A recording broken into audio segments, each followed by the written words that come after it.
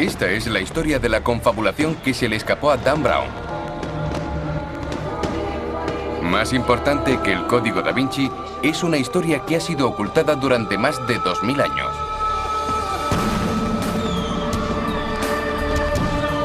Data del origen mismo del cristianismo. Y si es cierta, convulsionaría las creencias de los cristianos. Es la historia de los parientes de Jesús, las personas que compartieron su linaje. En este documental descifraré la Biblia y otros textos antiguos para revelar por primera vez la auténtica historia de la familia de Jesús. Creo que Jesús tuvo hermanos y hermanas, primos, tíos, tías y sobrinos. Una gran familia que existió al menos durante 300 años después de su muerte y tuvo un papel crucial en el establecimiento del cristianismo.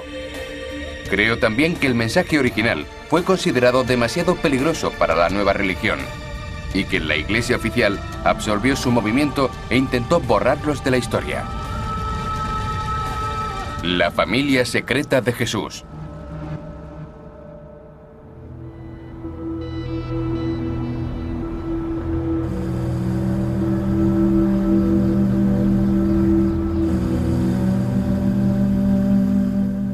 Esta es la Biblia más antigua del mundo. Tiene 1600 años y contiene una versión completa del Nuevo Testamento.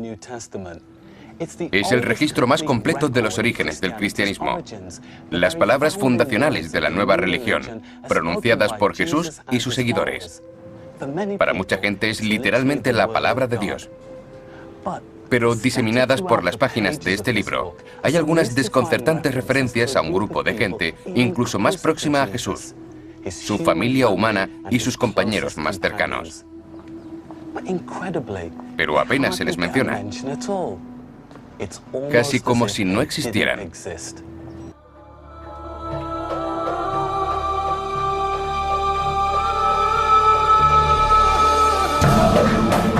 Una de las grandes solemnidades de la Iglesia Católica Romana y Ortodoxa es el nacimiento de María, la Madre de Jesús.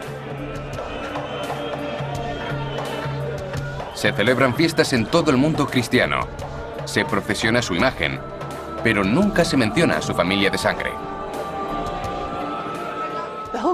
La identidad de los hermanos y hermanas de Jesús en los Evangelios va unida a la identidad de Jesús y su madre. A medida que Cristo se diviniza y su madre se perpetúa como la Virgen por antonomasia, resulta herético decir que tiene hermanos y hermanas normales. Pero la historia de la Madre de Jesús también fue manipulada para hacerla encajar en la teología de la nueva Iglesia. Era una herejía considerar que pudo tener más hijos además de Jesús.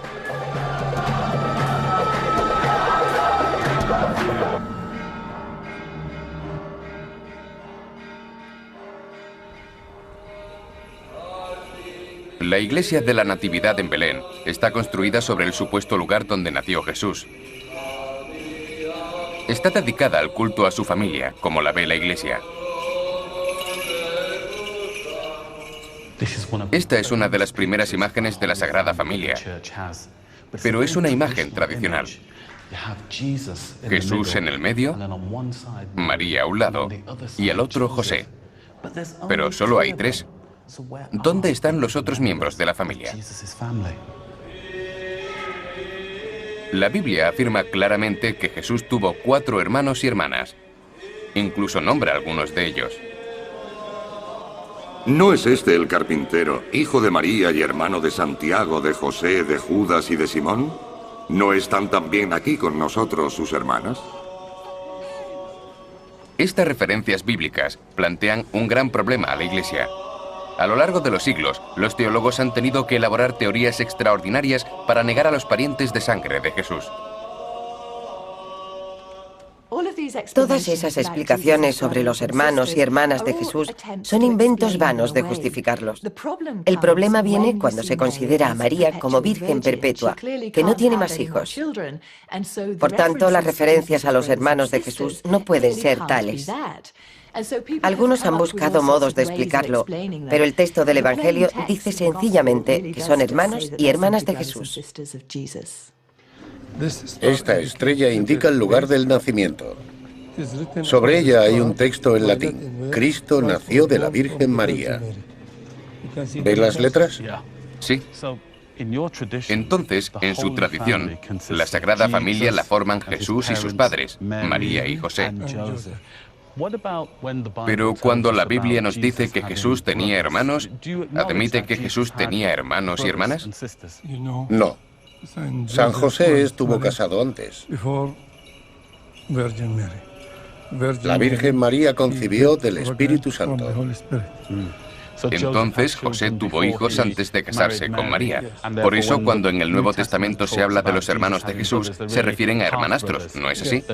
No son hermanos de madre. Sí, Son hermanos por parte de padre. así es. La teoría de que la familia de Jesús la formaban hermanastros y hermanastras, hijos e hijas de un matrimonio anterior de José, está basada principalmente en un texto cristiano apócrifo del siglo II, el Protoevangelio de Santiago.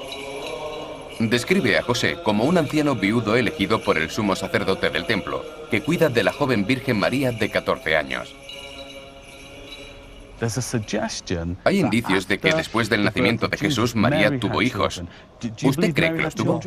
No, nunca. ¿Es imposible? No. La Virgen María fue virgen en el parto, antes del parto y después del parto. ¿Fue virgen siempre? Eso es. El Protoevangelio de Santiago llega a extremos increíbles para demostrar la virginidad perpetua de María. Salomé dijo: por la vida del Señor mi Dios, que si no pongo mi dedo en su vientre y lo escruto, no creeré que una virgen haya parido. La comadrona entró y dijo a María: disponte a dejar que ésta haga algo contigo. Salomé puso su dedo en el vientre de María, después de lo cual lanzó un alarido exclamando: pobre de mí por mi incredulidad impía. Curiosamente, en el siglo V, el Protoevangelio de Santiago fue condenado por herético. San José nunca yació con ella. Nunca. ¿Usted diría que la tradición cristiana que afirma que tuvieron hijos está equivocada? Sí, claro. ¿Dios los juzgará por ello? Quizá.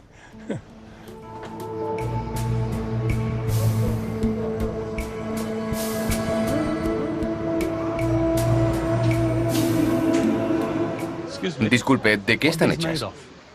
De madera de olivo, Ya, talladas a mano. entiendo. ¿Quiénes son los personajes que están en la escena de la Natividad? La Sagrada Familia. Sí, la Sagrada Familia, María, José Y el niño. y el niño.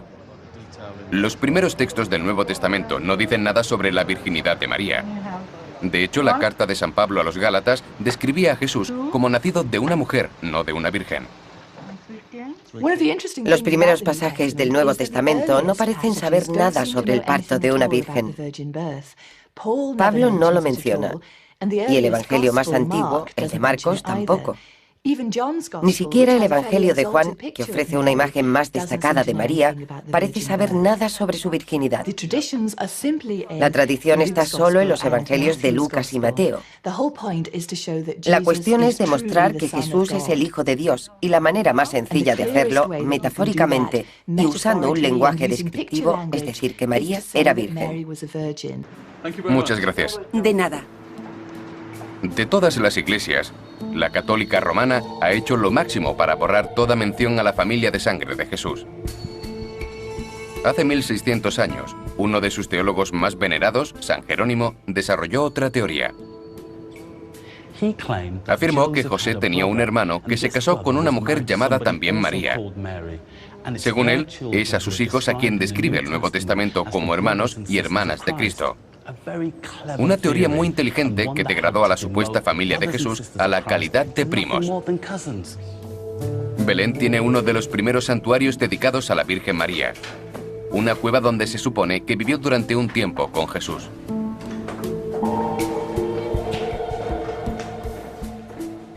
La tradición dice que poco después del nacimiento de Jesús, la Sagrada Familia llegó aquí, donde la Virgen estuvo amamantando al niño. Según la tradición, creemos que algunas gotas de leche cayeron aquí y convirtieron la gruta en la reliquia de la leche de la Virgen. El nombre de la iglesia es Gruta de la Leche. La imagen tradicional de la Madre de Jesús como la Virgen María ha sido creada por la Iglesia. Su identidad original sigue oculta. Está todo cubierto de plástico. ¿Qué ha ocurrido? Estamos restaurando la iglesia. Llevamos años queriendo darle una imagen más acogedora. La gente lleva siglos viniendo, encendiendo velas y lámparas de aceite, y la piedra blanca se ha oscurecido. Ahora intentamos limpiarla para que vuelva a tener el color de la leche. Cuando esté limpia, ¿volverá a ser blanca? Como la que puedes ver aquí. La piedra es muy blanca. Es un blanco puro, y cuanto más te adentras, más blanca es. Es verdad. Hace unos años vino una mujer de Vietnam. Hizo una foto de Nuestra Señora amamantando y al revelarla, aparecieron 2 gotas de leche. Vaya. Entonces, en su tradición, no existe la posibilidad de que María tuviera más hijos después de Jesús. ¿Se considera una herejía? Yo no estoy aquí para hablar de herejías, yo hablo de la iglesia. La iglesia nos enseña lo que se supone que debemos creer. Para eso tenemos los dogmas y las enseñanzas de los antiguos padres, que combatieron todos esos problemas heréticos de la iglesia. Dios lo dijo. El Papa lo comunica, y eso es así. Según la fe, según lo que nosotros creemos que es verdad.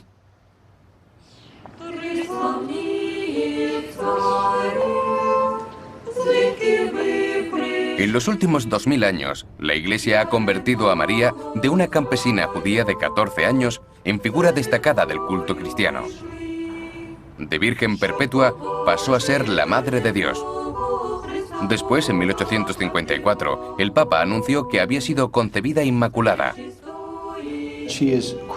Es la reina de los ángeles, la reina de los apóstoles, de los profetas, de todos los santos, la reina de los confesores, de las vírgenes, de los mártires. De toda la creación de Dios, es la criatura más importante elegida por Él para ser la madre de su único hijo. Es la número 1. Junto a Dios, sí. En 1950, el Papa declaró que cuando murió María, su cuerpo fue llevado al cielo milagrosamente, por lo que su tumba está vacía. Buena parte de la prueba de ello está tomada de un texto apócrifo del siglo V, que incluso algunos estudiosos católicos no admiten ahora como historia real.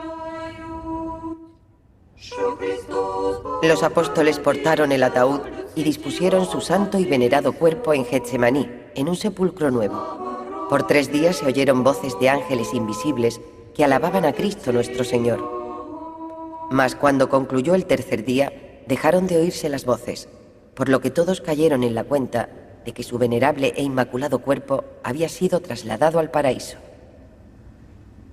Cuando apareció el Transitus Mariae, la Iglesia lo declaró una herejía.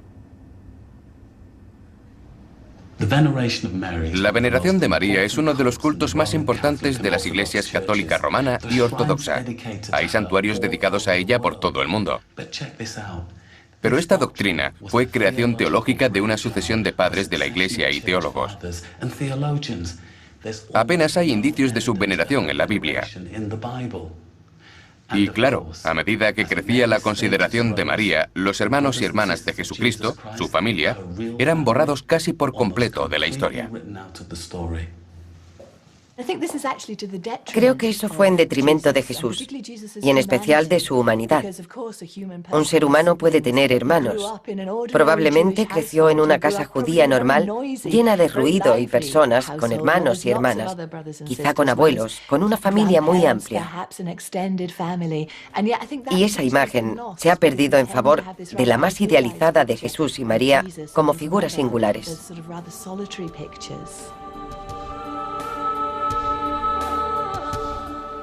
Hay una teoría alternativa sobre el árbol genealógico de Jesús. Dice que como cualquier otro judío del siglo I, tuvo una familia. Una madre, un padre, 4 hermanos, Santiago, José, Simón y Judas. Y al menos 2 hermanas, María y Salomé.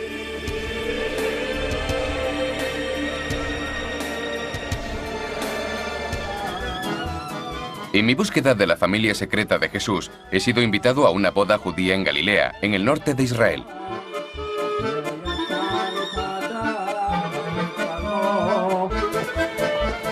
Hace 2000 años hubo otra boda en Galilea, un acontecimiento especial recogido en la Biblia, las famosas bodas de Caná.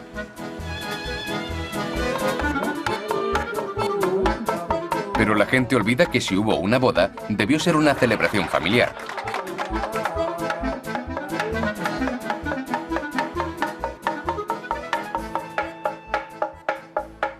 Uno de los milagros más memorables de los evangelios es la historia del agua convertida en vino, donde Jesús se presenta como un hombre que tiene poderes milagrosos y puede hacer lo que ningún otro. Cuando se oye la historia en catequesis o en un sermón dominical, siempre se pone el acento en el simbolismo, la transformación del agua en vino. Pero ese no es el cuadro completo. Se suele olvidar que Jesús hizo el milagro en una reunión familiar, en una fiesta nupcial, y ocurrió en Caná de Galilea. La Biblia nos cuenta que Jesús y su madre estuvieron allí, y que ella parecía ser la anfitriona. Pero no se dice nada de los otros invitados. Su identidad ha permanecido oculta durante 2000 años. Hola. Hola. Vengo de la iglesia y el sacerdote me ha dicho que habla mi idioma y que podría ayudarme. No lo hablo muy bien. Bueno, Puedo contarte lo que sé por mi padre, por mi abuelo, porque ellos fueron sacerdotes y mi bisabuelo construyó la iglesia. me interesa la historia de las bodas de Caná. ¿Quiénes fueron los invitados? Ciudadanos de aquí, de Caná. Eran judíos. Jesús llegó con sus discípulos y con su madre porque fue invitado. Estamos seguros de que era pariente de los novios, de que había alguna relación de parentesco entre él y la gente de aquí. ¿De la pareja que se casaba? Sí, ¿Jesús era pariente de los novios? parientes de su madre, María. Estamos seguros porque fue invitado a la boda.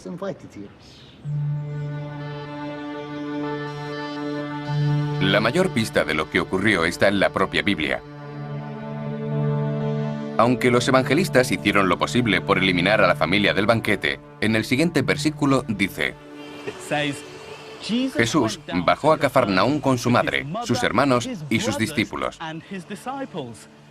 Estaban todos por allí, por lo que debió ser una celebración familiar. Aunque los editores del Evangelio de Juan eliminaron a la familia de Jesús del banquete nupcial, olvidaron cambiar ese versículo crucial. Y eso nos permite descifrar lo que ocurrió en realidad. Jesús debió tener una familia muy amplia. Sabemos que tuvo 4 hermanos y al menos 2 hermanas, quizá más. En 2 o 3 generaciones, el número de descendientes debió ser muy grande. La familia no se refiere solo a los parientes más cercanos, sino también a primos y posiblemente también a sus descendientes. A principios de los años 60, un arqueólogo franciscano llamado Begatti hizo un recorrido por Galilea. Escribió un libro sobre sus viajes. Buscaba en especial los pueblos en los que pudo vivir la familia de Jesús. Fue guiado por un famoso antiguo autor cristiano. Julio Africano fue un escritor cristiano de principios del siglo III que vivió en Palestina. Nos cuenta un hecho interesante sobre los primeros miembros de la familia de Jesús, a los que llama desposinoi, que significa los que pertenecen al maestro o al soberano. Los llamados desposinoi, debido a su relación con una familia de savia que procedía de los pueblos judíos de Nazaret y Cócaba, recorrieron el resto del territorio e interpretaron la genealogía que tenían hasta donde hallaron información. La familia se asentó en Nazaret y Cócaba, que está a pocos kilómetros de Nazaret. El nombre de Cócaba significa estrella en hebreo. Es posible que eligieran deliberadamente un pueblo que tuviera ese nombre, que era uno de los símbolos del Mesías davídico. También relacionaron la palabra Nazaret con la profecía de Isaías del Mesías David, generando la raíz hebrea para la palabra Naatza, Nazaret. Hace 2000 años, la ciudad de Nazaret era un pueblo pequeño. Hoy, una de las iglesias más grandes de Oriente Próximo ha sido construida sobre lo que es, según la Biblia, el hogar familiar de Jesús. Hay indicios de que el terreno familiar continuó siendo trabajado por parientes de Jesús. Los dos nietos de Judas fueron importantes líderes del cristianismo palestino a finales del siglo I y fueron agricultores en Nazaret. El terreno tenía el mismo tamaño que al principio, lo que significa que debió recordarse en el movimiento judeocristiano. Allí sobrevivieron los parientes de Jesús, los nietos de Judas, que según la carne era llamado su hermano. Se les consideraba pertenecientes a la familia de David. Aquí también se recuerda a otro pariente de Jesús. Oculto tras una verja de hierro, en lo que queda de una antigua iglesia, hay indicios de que la familia de Jesús siguió viviendo aquí más de 200 años después de su muerte. Ahora sabemos que hubo un hombre llamado Conan, martirizado en Turquía en el siglo III. Afirmó ser cristiano de Nazaret y de la familia de Jesús. Soy de la ciudad de Nazaret de Galilea, respondió Conan, y soy de la familia de Cristo, cuya adoración he heredado de mis antepasados. Cuando los monjes excavaron aquí hace 100 años, descubrieron una pequeña gruta supuestamente dedicada al mismo Conan. Ahí parece haber alguien que proviene de Nazaret. Vivió allí en algún momento de su vida, de joven posiblemente. Después se hizo jardinero en Panfilia, en Asia Menor. Era de la familia de Jesús. Eso también nos indica que en Nazaret seguían viviendo miembros de esa familia, al menos a comienzos del siglo III, cosa de la que no había recuerdo.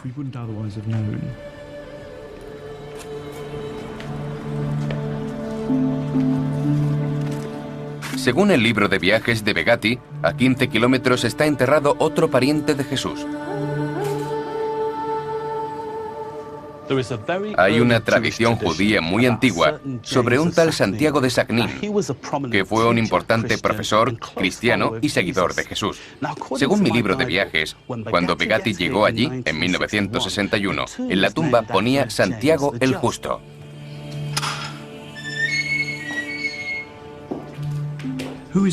¿Quién es este Santiago de Sagnín? Existe la posibilidad de que el hermano de Jesús, Judas, tuviera dos nietos, cuyos nombres serían Santiago y Soca. Hay muchas posibilidades de que Santiago de Sagnín fuera Santiago, el nieto de Judas, pariente de Jesús.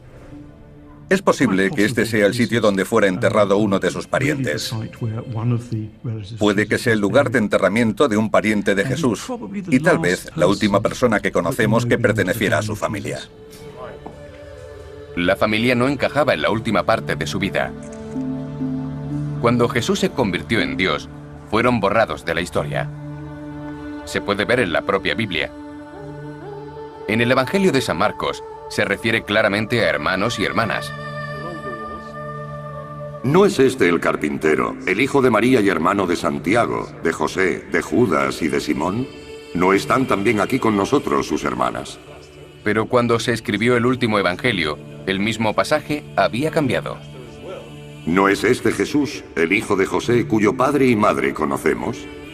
Los hermanos y hermanas de Jesús fueron suprimidos.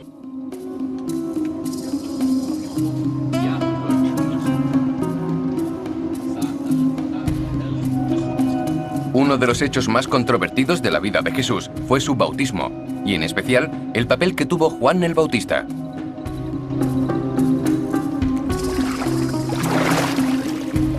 Creo que Juan es crucial en la historia de Jesús y en el inicio de su misión mesiánica para cambiar el mundo.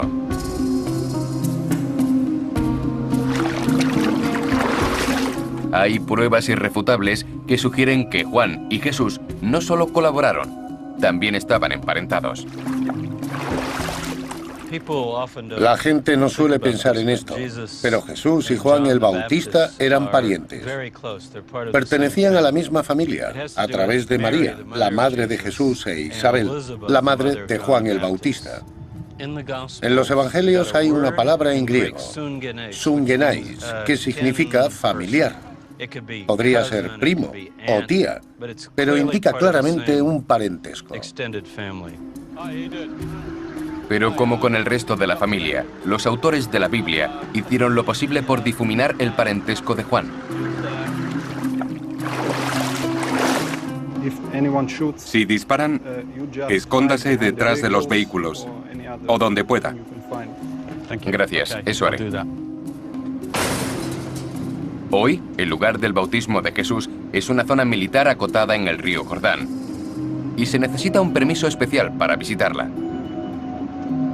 La idea de que Jesús tuviera una familia de sangre resultaba peligrosa para los primeros padres de la Iglesia, porque estaba reñida con su condición divina, por lo que simplemente la eliminaron de la historia. Lo que ocurre con la familia es que cuando se eleva a Jesús y a María a tal posición celestial, perdiendo así su condición humana, entonces se tiende no solo a perder de vista a los otros, sino incluso a negar su importancia. Pero yo creo que además de a sus padres, Jesús tuvo 4 hermanos, 2 hermanas, tíos, tías, sobrinos, sobrinas y al menos un primo. Se menciona a Juan, pero solo para presentar a la figura principal cuando, de hecho, es Juan el iniciador, el que instituyó el movimiento al que se unía Jesús. Curiosamente, en la Biblia había un pasaje crucial en el Evangelio de Lucas en el que Jesús habla a una muchedumbre y reconoce el papel clave de Juan. ¿Qué salisteis a ver? ¿Un profeta? También os digo, aún más que profeta. En la Biblia solo se llama profeta a Moisés. Ser profeta es muy grande. Jesús dice, sí, es un profeta, y aún más que un profeta. Afirma que es el mensajero de quien está escrito que vendrá para preparar el camino al Señor. A continuación, en el mismo pasaje, Jesús resalta aún más la importancia de Juan. Os digo que entre los nacidos de mujeres, ninguno es mayor que Juan. Pero la idea de que Juan Bautista pudiera ser más grande que Jesús era demasiado incómoda para los autores de la Biblia, por lo que añadieron una frase extra para rebajar a Juan. Una frase que no existía en la primera fuente. Os digo que entre los nacidos de mujeres, ninguno es mayor que Juan, mas el más pequeño en el reino de los cielos es mayor que él. Un editor pío añadió rápidamente como glosa, pero el menor en el reino es mayor que Juan. Yo dudo que Jesús dijera eso. Jesús, siendo bautizado por Juan, se sitúa en una especie de relación de discípulo con él. Eso puede sorprender a la gente porque pensará que debería ser al revés. Pero cuando le preguntan a Jesús por Juan, es lo que dice. La verdadera naturaleza de esta relación entre Juan y Jesús ha resultado embarazosa para la Iglesia en los últimos 2000 años. El padre Aliata es un experto en la historia tradicional de Juan. No está claro que Jesús fuera discípulo de Juan el Bautista. Eso no aparece en ninguna parte. Pero en el Evangelio de Juan, en el primer capítulo, hay un gran debate sobre quién es el Mesías. ¿Es Juan o es Jesús el enviado de Dios? ¿Por qué la gente discutió eso después de la muerte de Jesús? ¿Por qué fue un tema tan destacado? Porque Juan el Bautista fue un profeta muy importante. El propio Jesús dijo que era la persona más importante de la antigua alianza, pero que la más pequeña de la nueva era mayor que Juan.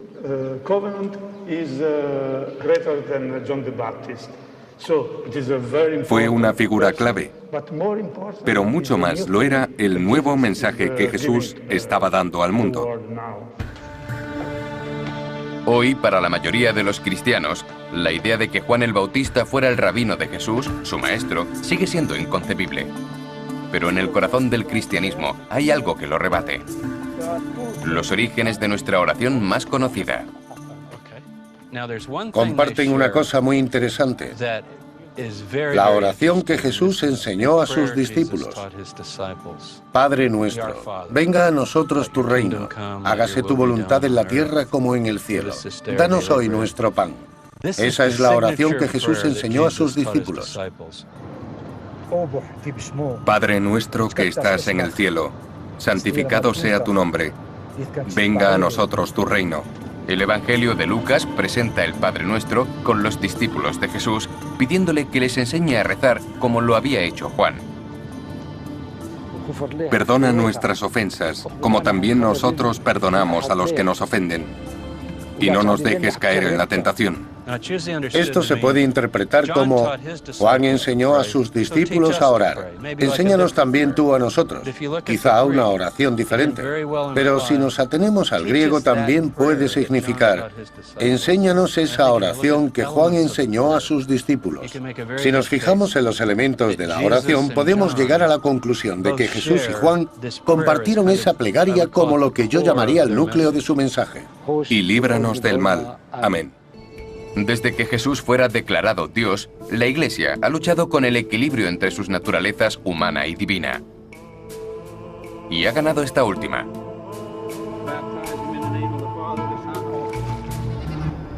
En las escenas tradicionales de Navidad por todo el mundo, la Sagrada Familia se representa como tres personas: Jesús, José y María.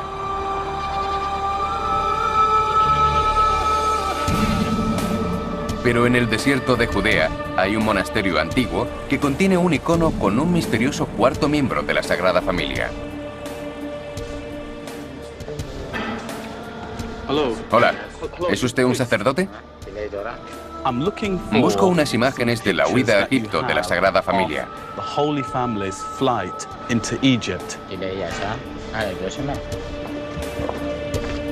En los últimos 2000 años, las iglesias católica romana y la ortodoxa han hecho lo posible por ocultar un escándalo en la historia cristiana.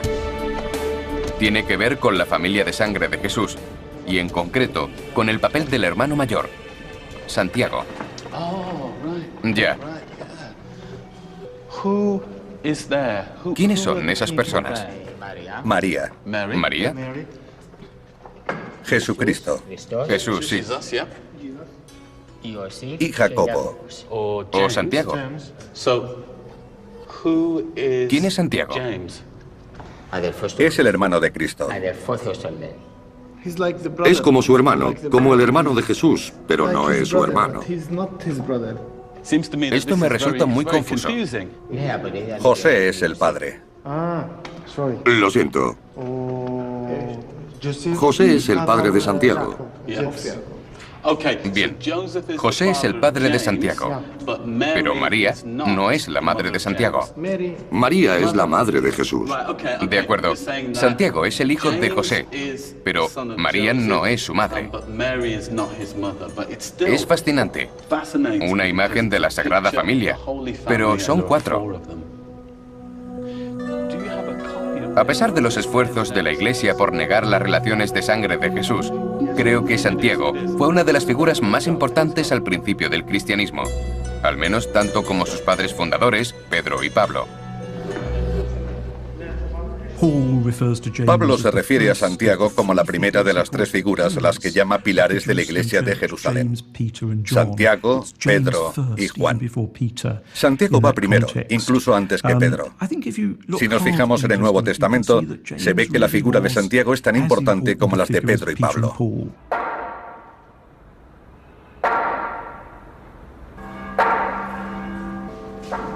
En Jerusalén hay una catedral armenia dedicada a la memoria del hermano de Jesús, Santiago. Se supone que fue construida sobre su tumba.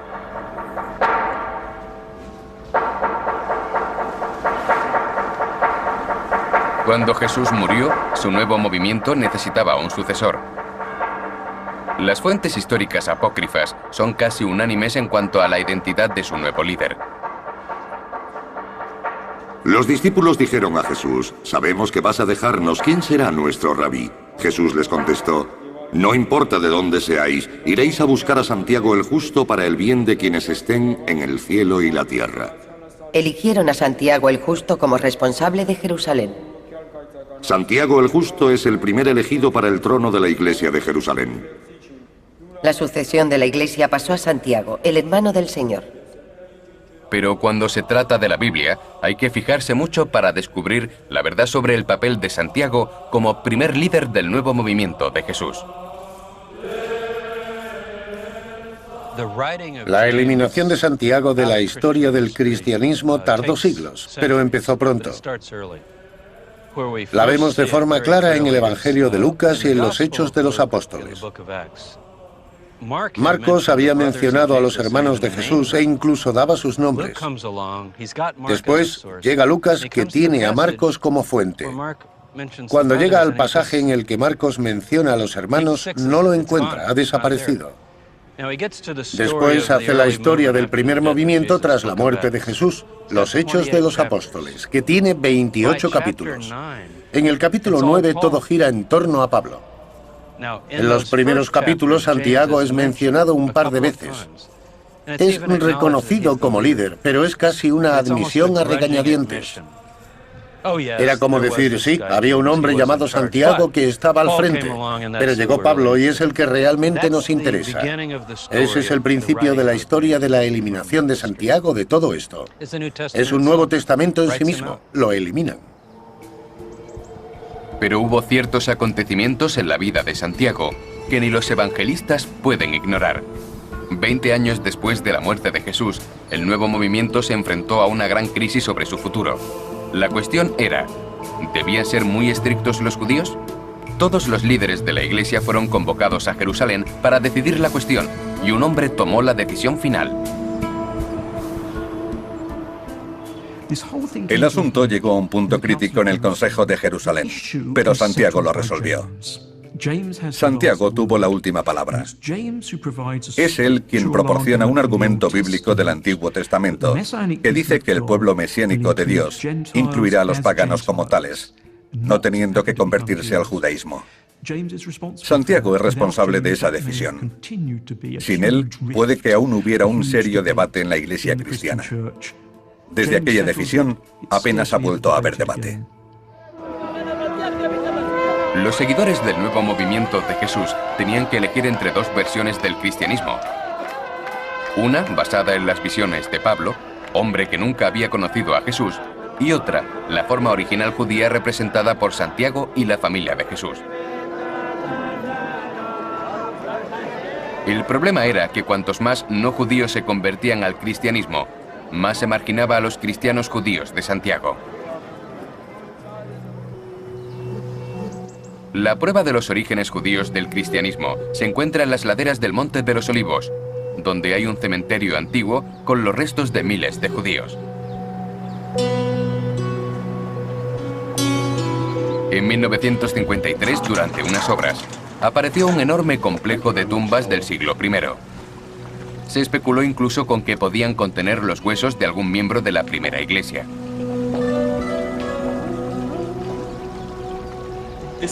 Fue un descubrimiento increíble.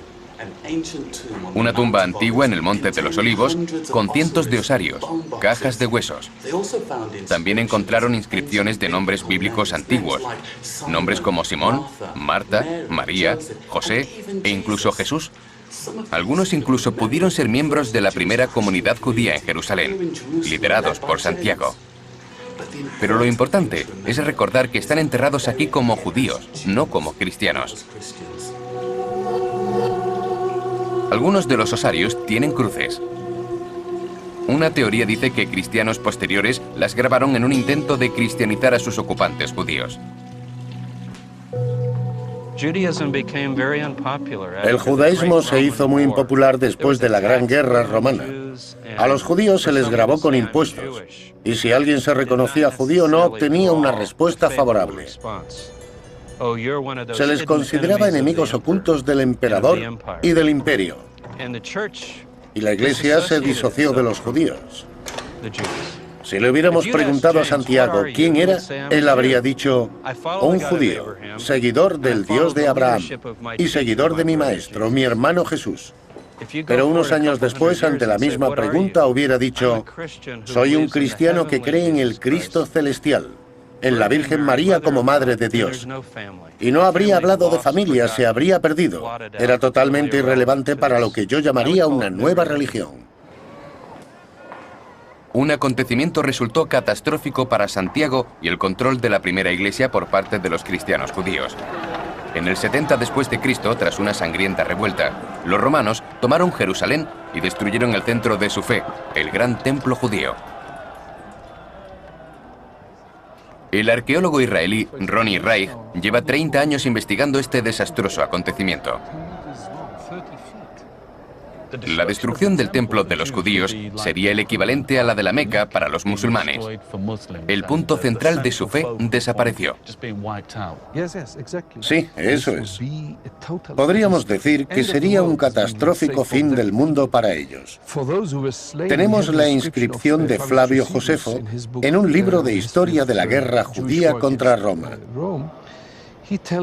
Nos cuenta que los romanos entraron en la zona residencial de Jerusalén y que ríos de sangre apagaban las llamas del incendio. Había mucha sangre. En una casa, a la que llamamos Casa Quemada, encontramos los huesos del brazo de una joven de unos 25 años. Solo el brazo hasta el codo. Eso describe el drama de manera muy vívida. Alguien se lo cortó y no encontramos el resto del cuerpo en los alrededores. De la misma forma que cuando el templo fue destruido, también lo fue el judaísmo, y tuvo que reconstruirse. Podríamos decir que estos cristianos judíos vieron un cambio de poder y tuvieron que cambiar el centro de su fe. ¿Qué hicieron? Porque ya no tenían templo. Los que se enfrentaron a los romanos fueron los que murieron. Los otros huyeron al desierto. Y los demás fueron llevados cautivos a Roma.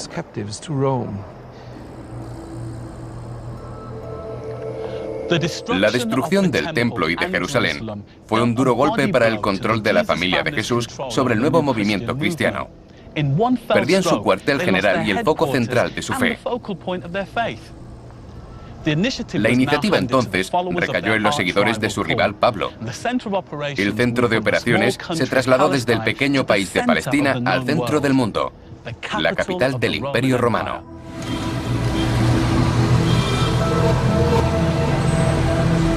Los tesoros sagrados del Templo de Jerusalén desfilaron por las calles de Roma y el acontecimiento fue inmortalizado en el famoso Arco de Tito.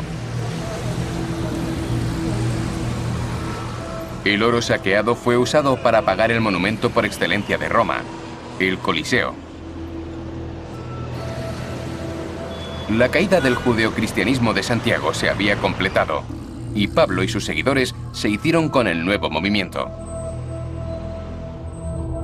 Cuando el centro de la fe cristiana se desplazó a Roma, el ingente número de conversos fue la sentencia de muerte para el poder de la familia de Jesús sobre el nuevo movimiento.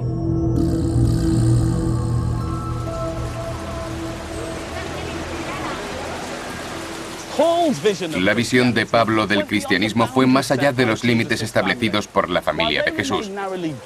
Dado que se mantuvieron pocos judíos en su actitud, Pablo quiso reinterpretar este nuevo movimiento, atrayendo a más creyentes. Aunque Pablo no había conocido a Jesús y se integró a la fe tras su muerte, afirmó haber hablado directamente con él a través de una serie de experiencias visionarias. Para Pablo, la fe en Jesús y la creencia en este sacrificio significaban el perdón de los pecados y la promesa de la vida eterna. Fue un mensaje de gran fuerza. Y es la versión del cristianismo de Pablo la que perdura entre nosotros. Por todos los rincones de Roma se nos recuerda quién ganó la lucha por el control del cristianismo.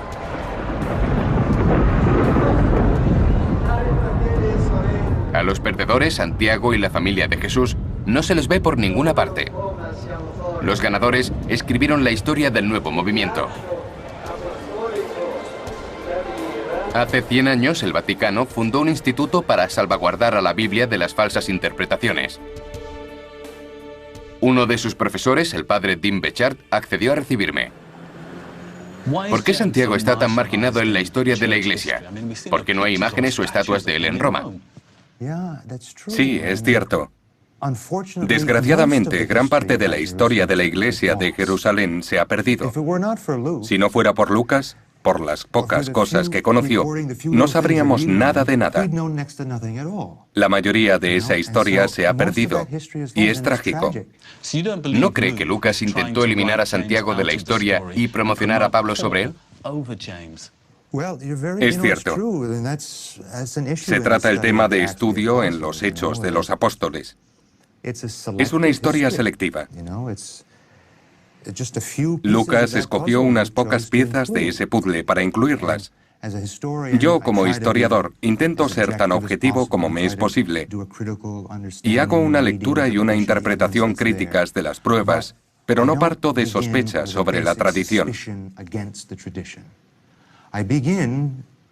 Como jesuita, parto de la asunción básica de que la tradición de la Iglesia es fiable.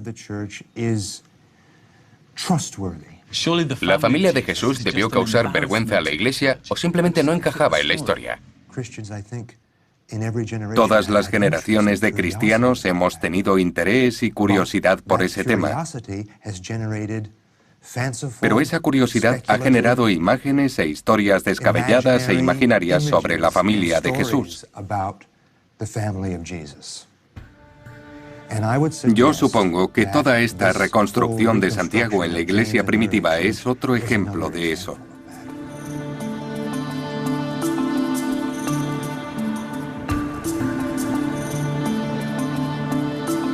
Estoy convencido de que Santiago dirigió el nuevo movimiento de Jesús durante 30 años hasta su muerte, y que el control de la familia de Jesús sobre la Iglesia de Jerusalén duró otros 50 años, hasta que desapareció finalmente de los registros históricos. Pablo y Pedro habían ganado. La auténtica tragedia del cristianismo judío fue que fue repudiado por ambas partes. Primero por la corriente principal del movimiento cristiano, que era crecientemente gentil, y por el judaísmo rabínico. Finalmente, en el siglo IV, San Jerónimo dice que el problema de los judeocristianos fue que querían ser judíos y cristianos. Y el resultado es que no fueron ninguna de las dos cosas. A los judeocristianos les resultó obvio que podían ser ambas cosas, pero nadie más les permitió serlo y fueron omitidos.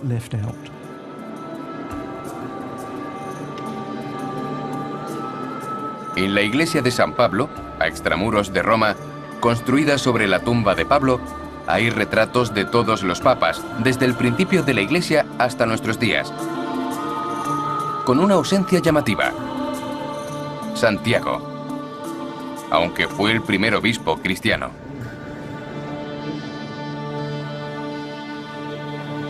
La iglesia también tiene uno de los mayores murales de Roma.